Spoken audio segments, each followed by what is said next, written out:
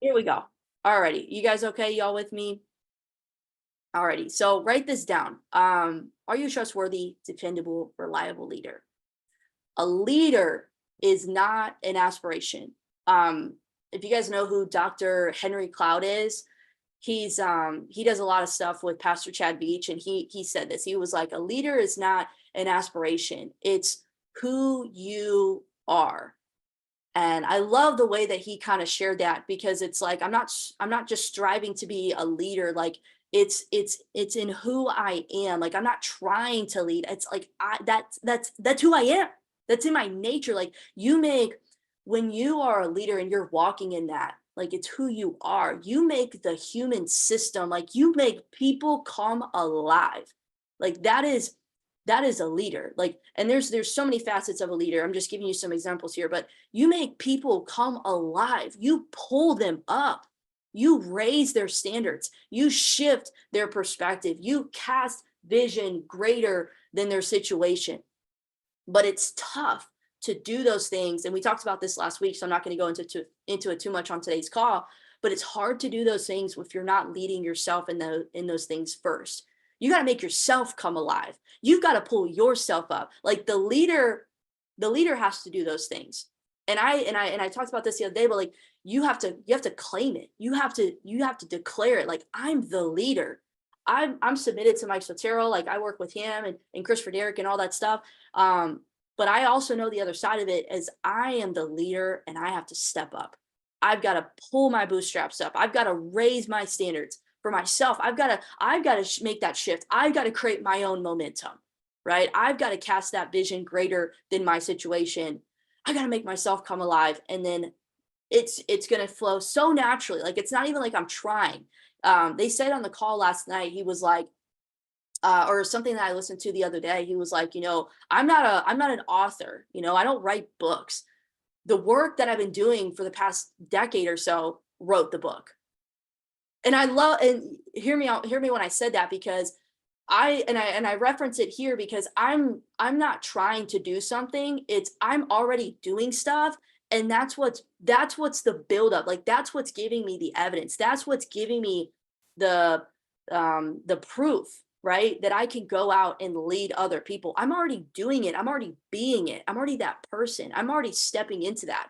We got to step into that first. So that's who people want to follow. So what makes us that trustworthy leader, that reliable, dependable leader?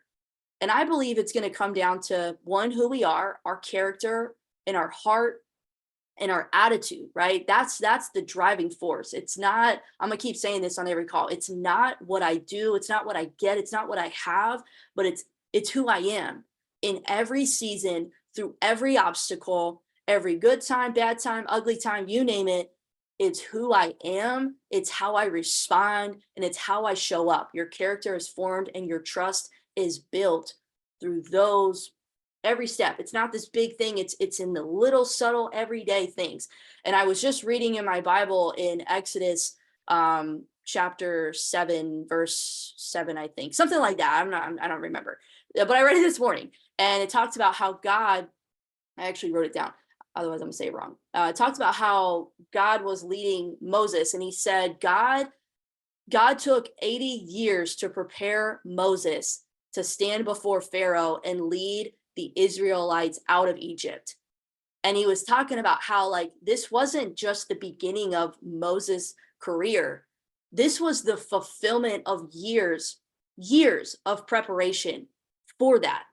So I'm sharing this with you right now because the things that we've gone through, the things that we're going to continue to go through, all of it, it's God is preparing us for something. And in this case, we are preparing ourselves for what is next, for who is to come, the relationships that we're going to pour into and lead and build and transform and so on and so forth. God is preparing you for something.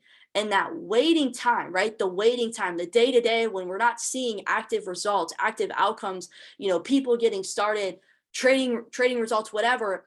That waiting time is not wasted time. I know it's a song that they say it in one of the songs that I just heard, but that waiting time is not wasted time.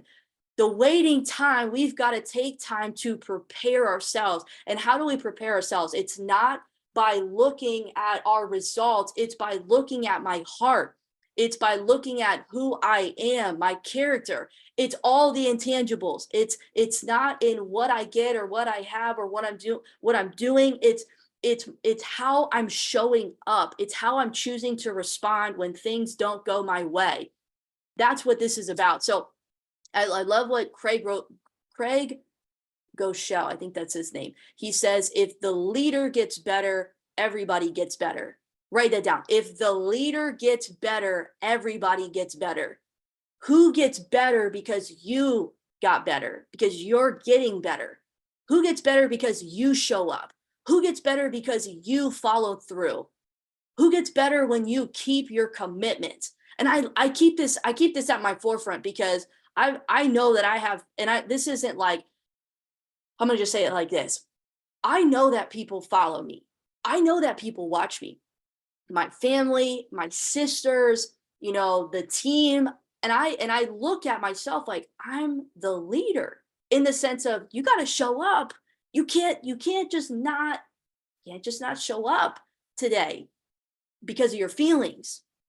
I can still have faith regardless of how I feel. I can still show up no matter what I'm seeing on the outside, right? The whole point of leadership is to be trusted. The whole point of leadership is to be trusted, where you can speak into people, you can guide them, but without trust, there's no honor. And without honor, there's no relationship. And without relationship, you can't lead anybody. Can't lead anybody. So I'm going to give you guys on this call five things to avoid, okay, if you want people to trust you. And at the end of the day, become that dependable, reliable leader.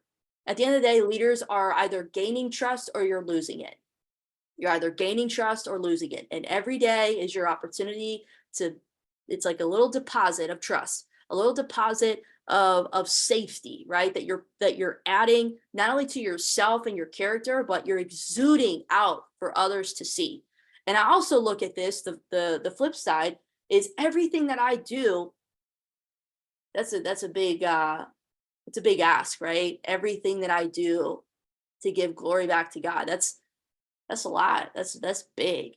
And I'm okay with failing and not completely making the mark, but I'm going to do my best to get to that point.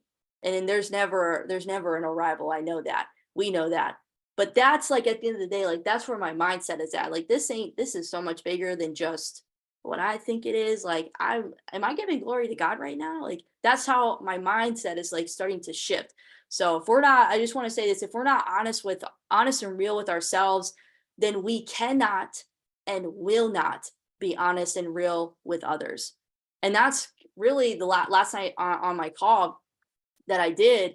I opened the door, I set the foundation, I set the expectations, the standards for this is our relationship. We're going to be open, we're going to be honest, and we're going to create accountability. And this is about transformation. This works when you work it, when you stick to your commitments. So we want to be a dependable and a reliable leader first for ourselves, so that we can be that for other people. So I'm going to give you 5 things real quick. We're going to knock this out. 5 things to avoid if you want people to trust you. You want to avoid these things, okay? 5 things to avoid if you want people to trust you. Number 1 is don't quit. Do not quit. And this isn't the big, oh my gosh, I've had enough, I'm going to quit.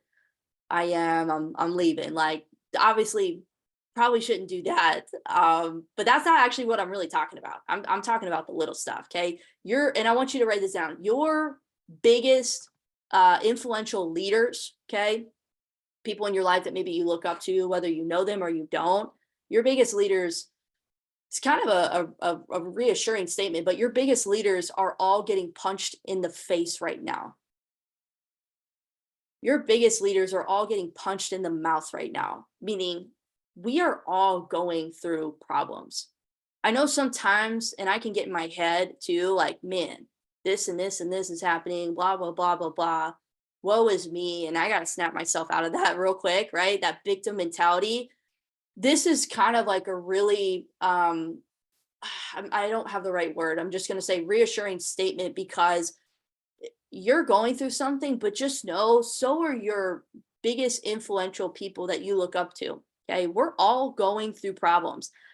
And it's nice because nice to know that I'm not the only one going through difficulty.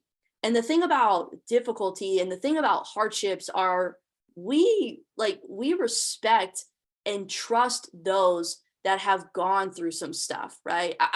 If you haven't really been tested by the fire, if you haven't really gone through things that really force you to take a hard look at your character, right? And you come out of that better, stronger, right? More resilient, more wise. Like we respect and trust those that have gone through some stuff, yet you're still here, yet you're still smiling, yet you're still showing up, you're still planted, you're still dreaming, you're still kind, you're still generous. You didn't get hard, you didn't get bitter, you got better. When the going got tough, you didn't bail, you kept going. And I want to say, because this all ties into everything, it's not the big quit, right? It's not the peace out, I'm done with this, see you later. No, I'm done with this trading thing. No, it's the little quits that kill us. It's not the big quit, it's the little quits. Because I believe the big quit came from the little quits. The little quits kill us when we don't show up, when we don't follow through repeatedly. One day not going to the gym can quickly turn into two, can quickly turn into a week, can quickly turn into a month. Trust me, I know. One call you don't show up to, it makes it that much easier to not show up to the next one. And then it becomes this habit, this pattern, this perspective, and this attitude, right? It's this heart set. So when we don't show up, when we don't follow through, when we let a bad situation turn into a bad attitude, a poor spirit, we let our feelings determine our actions. Like those little quits, day to day, in those moments, we choose comfort and convenience in our feelings over just following through and doing the thing that I said I was going to do long after the feeling I said it in has left us. Those are the moments. It's those subtle moments. It's the enemy telling you it doesn't matter, but baby, it matters. Okay. Hardship reveals what's really inside of you. So those hardships, those things, we know this, right? They said this the other day. We went to rally on Thursday and it was so good, man. It was so good. She talked about your insecurity is showing. And she said, knowledge is man-made and wisdom is God-given. It's not enough to just know these things, but to have wisdom, to be wise in our understanding, to actually apply these things. That's why, you didn't come here to I am just to stay the same. You didn't come here to just gain knowledge. You came here to transform, and you transform when you have wisdom. You're applying these things, you're reflecting, you're reviewing, you're evaluating. So hardship, those things that we go through, it reveals what's really inside of you. Like crisis really shows who the people are that are around you. Your character is built in the tough times. And if you quit when it's hard, that will create a pattern in your life for you to continue to quit when things get hard. And so I'm just trying to be an example, no matter if it's a good time or a bad time, it's a long time, it's an ugly time, it's a great time, I am still a constant. So I'm choosing to persevere. Choosing to persevere not only changes your patterns and your habits, builds those new neural pathways, but it transforms your perspective. And because your perspective shrinks when you quit, you think small, you believe small, okay? Your heart tightens up, but it will grow when you keep going. It'll grow when you persevere. I think it's Galatians 6:9. It says something like, do not grow weary. Something like, do not grow weary. It's my favorite verse. I can't remember right now. You do not grow weary, for at the right time, you will reap a harvest if you do not give up. Something like that. Persevere. Where does self-confidence, where does self-respect come from? It comes from the way that you think about yourself and your follow through. your ability to follow through. The reason I follow through on my daily commits is because of the respect and the trust that I have for myself. I'm going to do what I said I'm going to do. And all of this is building you into that trustworthy, dependable, reliable leader. So number one, first thing to avoid is don't quit. Don't quit, keep going. Number two is blame. Okay, do not avoid blaming at all costs. And I know we may not do this. We may do this actually in person sometimes, but we may do this more so like by ourselves, right? Or maybe around a circle of people that don't really hold us accountable, right? And it's okay to it's okay to discuss like, hey, I'm having problems here, man. Like, I need some help. That's okay. It's when we start to just we only have problems and no solution. So I'm constantly evaluating, like, and ask Alex, I am my biggest critic. Like, I am always like, and I don't want to say critic in that negative way. I'm just like, I'm always looking to like get better. I'm always like self-analyzing, taking inventory of like, how did that call go? How was my delivery? How did people receive my energy? Like, how was I when I showed up that day? How was my heart? Could you feel like where my heart was at? That's what matters. So what did I do wrong? How did I miss it? Did I not communicate? What could I have done better? Right? Posing those questions. The finger is always pointing back at me. We know this. We don't get anywhere in life by blaming others where we're at. We can only, you can only go so far when you go so far when you take responsibility.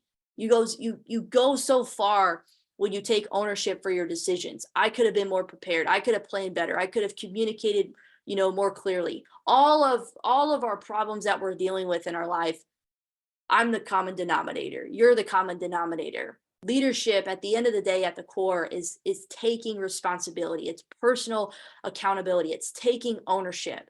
And when you take care of you, you position yourself like you truly care, and you truly serve, and you truly lead others. Like, you are that dependable, reliable leader. You cultivate, like, when you take care of yourself, you cultivate trust with others, with other people, because they see that you follow through on what you say, you correct and you adjust yourself, you hold yourself accountable, and you're not afraid to be corrected. You're not afraid to, and it's not even like, I feel this shame and guilt because I'm getting corrected. And maybe that's like kind of like not the best word to use, but you guys get my point. Like, being able to be adjusted from where you are and where you want to go. It's being open. We don't need to be embarrassed or shamed or feel guilt when we're getting feedback, or when we're being just re-corrected, right? Redirected. There is none of that in there. It's in the reason why we don't need to feel that is because my identity is not in that, right? My identity is not in the outcomes or my situation or any of those things. Okay. So the second thing is blaming. You want to avoid blaming at all costs. I am where I'm at because of so and so, because of this situation. I can't do this because of that. No, we're there. I'm here because of me. And we can make some changes. We can grow, we can improve, we can get better. So number three is complaining. I don't think this is really a big one for us as a team. Maybe I'm completely wrong. That's just my gauge. But I did want to touch on this because as you build a team, build people, and you come into relationship with new people, you will find a lot of people that their second nature is to want to complain, is to want to blame. And so this is just maybe some perspective for you right now. You may just take this and put it in your pocket and pull it out later. But I want to touch on a couple things with complaining, as far as how to kind of view it for not only yourself, because we may be, I'm not going to complain to you guys, but I may complain to myself. You may not come to our meetings that we have every Tuesday, or these calls or whatever, ready to complain about stuff, but you may complain to yourself or the people in your immediate circle, right? But I want you guys, write this down. Your attitude and your input is all we have to control. Your attitude and our input, okay? And your attitude is your altitude. Your attitude, wherever your attitude is, that's as far as you can see, that's as far as you can go. That's as far as you'll allow yourself to grow. And every problem, like, I think as leaders, we have to know this. Every problem, because when I get people to come to me on the team and they're just like, it's just it's just not good. I'm always looking for the solution. Everybody, if you're not a leader and you're a follower, you always have a problem. You don't have a solution. If you're a follower, if you're a leader, you have a solution. And and maybe you don't have a solution right away, but you know that every problem does have a solution.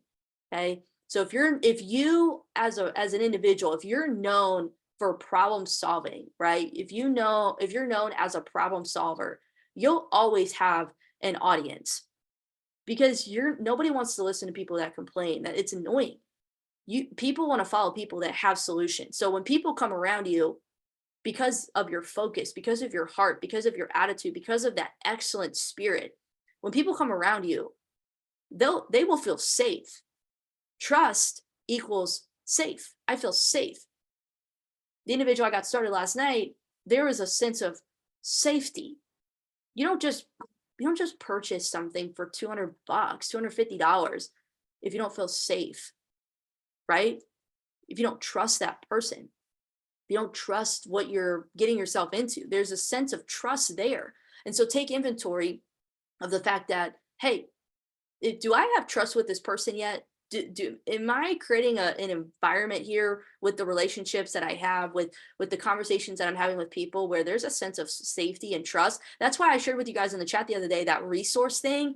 Oh my gosh, I have been leveraging the crap out of that, because I want to be someone that people can trust and they can go to.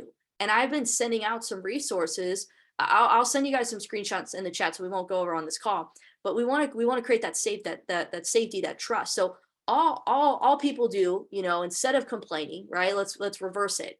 We praise people, we encourage people, we speak life into people, we believe in people, we raise them up, right? We brag about people behind their back. Nobody trusts a complainer. Nobody feels safe with those that only speak about problems and no solutions. Nobody feels safe when people are complaining or maybe talking about other people behind their backs, which is another thing. I don't really think I need to say this, but just for future, when you do have a team as well, if you ever have a problem with somebody, like it needs to be discussed, or you don't like something, always bring it up. If I have an issue, I'm not discussing it like with people on my cross lines or anything like that. I am bringing it up. I go to Mike. I have an individual chat with Mike, and I say, hey, I've got something I need to talk to you about. This or that. I'm just putting that out there. You'll probably maybe experience it with your team. Make sure that you're the one that leads by that example first. Okay. So even with a bad attitude, you want to be approachable. Are you open, like physically, when people see you? Are you inviting? Are you welcoming? Are you open? Okay. Are you creating that safety, that trust? So the third thing is complaining. Avoid complaining at all costs. Switch that complaining to being solutions oriented and bragging about people behind their back. When you're with other people, brag about how amazing they are. Brag about how good they are. Brag about how awesome they are, how much they've helped you, or, maybe a win that they had something. Just take that complain out of your vocabulary. Okay. Number 4, almost done. This is one of my favorite ones, is number 4 is avoiding feedback and neglecting communication.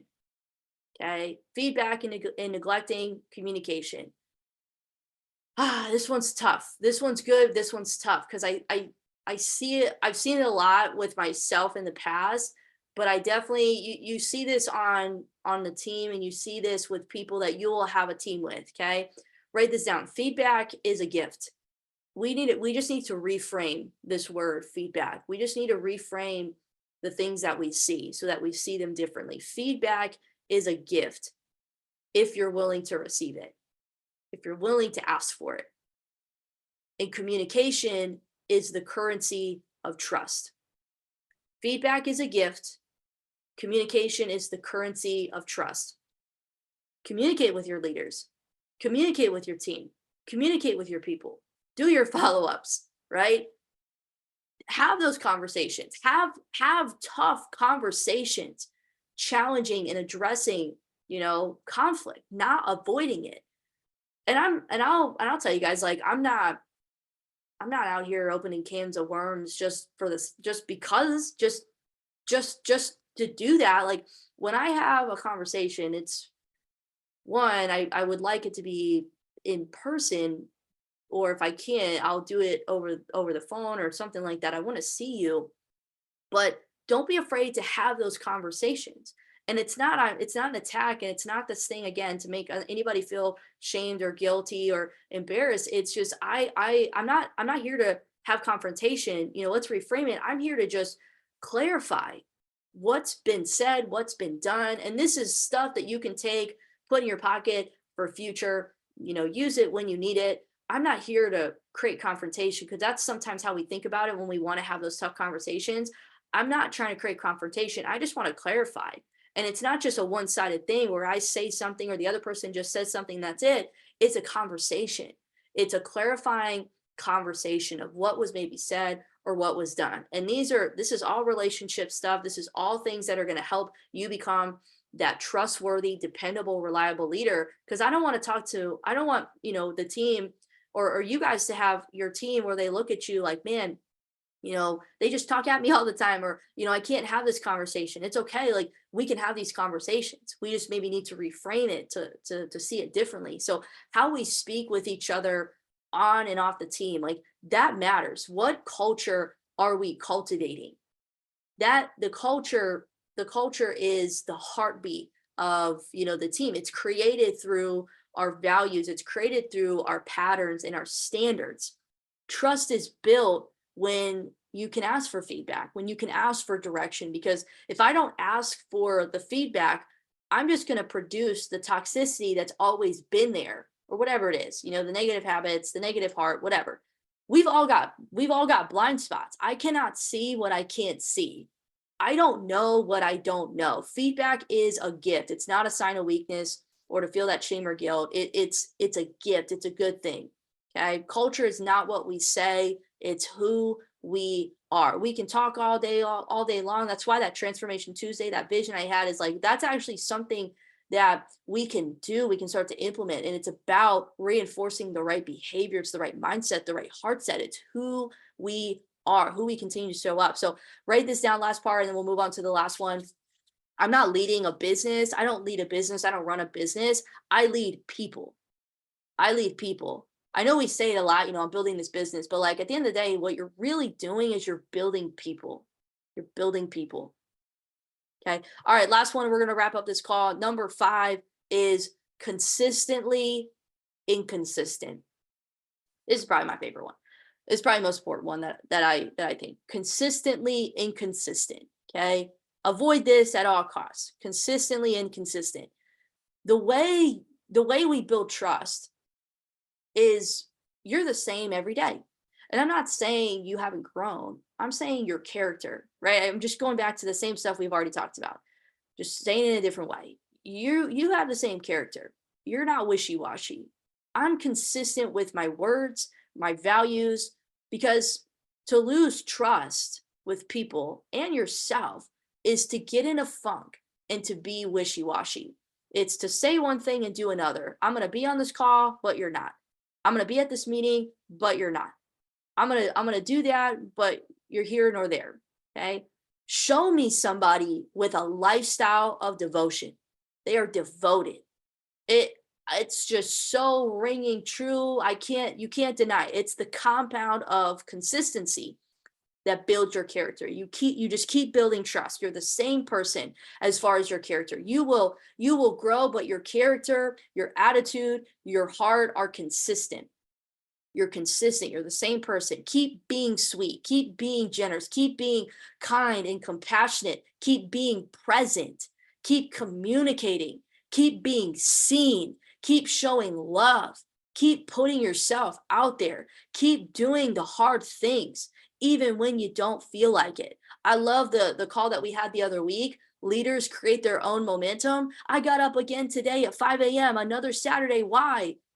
not like I could have definitely kept sleeping. I don't have any work today. I showed up and got up for me because I need to take care of myself. I don't want to lose this momentum. I need to keep being that consistent, constant person for myself in my life and watch the trust that I build with the people that are already watching, that are already around me. Well, just like wealth is built little by little, trust is also built little by little. I'm not influenced. Like, guys, I've been a part of I am for 7 plus 8 plus years.